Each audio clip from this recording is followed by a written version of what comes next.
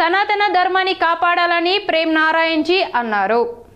అయోధ్య నుండి వచ్చిన ప్రేమ్ నారాయణ్ మహారాజ్ ఈ రోజు కథలో వివిధ ప్రాంతాల నుండి వచ్చిన అశేష భక్తవాహినికి హిందువులు సంఘటితంగా ఉంటేనే అందరం క్షేమంగా ఉంటాం, లేకపోతే రానున్న కాలంలో విడిపోతే పడిపోతాం. హిందువులు సంఘటితంగా ఉంటేనే భారతదేశం హిందూ రాష్ట్రంగా ప్రకటించబడుతుంది, గోమాతకు రాష్ట్రమాతగా ప్రకటించబడుతుంది. ఇప్పటికే హిందువుల మీద అన్య మతస్థులు ఎన్నో కుట్రలను చేస్తున్నారు. మన అమ్మాయిల పట్ల లవ్ జిహాద్, మత మార్పిడిలు, ల్యాండ్ జిహాద్ కుట్ర కోణంలో ఇవన్నీ చేస్తున్నారు. వీటిని తిప్పికొట్టే సమయం ఆసన్నమైంది.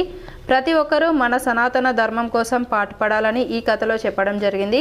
భక్తులు, మాతృమూర్తులు, వీర బజరంగీలు మరియు ఈ కార్యక్రమంలో హిందూ యత సమితి ఆధ్వర్యంలో చేపట్టిన రామకథ పారాయణాన్ని 3 రోజులు స్టార్ట్ అయిన నుంచి పూర్తయ్యేంత వరకు పూర్తిగా కవరేజ్ చేసి ఏదైతే అయోధ్య నుంచి వచ్చిన ప్రేమ్ నారాయణ్ మహారాజు గారు హైందవ బంధువులకు జాగృతం చేసి ఏకతాటిపైకి తేవడానికి తను చెప్పిన మాటలు అక్కడ ఉన్న వారికే కాకుండా ఇందూరు జిల్లాలో ఉన్న హైందవ బంధువులందరికీ చేరే విధంగా కృషి చేసిన K6 యాజమాన్యానికి మరియు ప్రింట్ మీడియా వారికి ప్రత్యేక ధన్యవాదాలు తెలియజేస్తున్నా.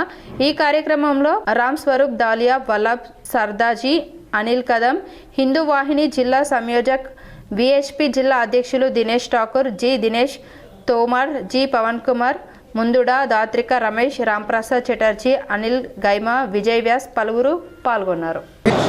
इस कथा में सभी हिंदू बढ़ चढ़ करके हिस्सा लिए और यह संदेश दी कि जितने हिंदू हैं इस शहर में, इस नगर में, सब एक दूसरे के साथ रहेंगे और भारत हिंदू राष्ट्र बनाने में और गौ माता को राष्ट्र माता बनाने में अपितु पूरे हिंदुओं का समर्थन है। कथा में भाग लेने वाले सभी महानुभावों को मेरी ओर से सादर सादर प्रणाम। आज कथा की समाप्ति पर हमारे भाई कार्यकर्ता जो भी एकता समिति के हैं उनको भी बहुत बहुत धन्यवाद देना चाहता हूँ।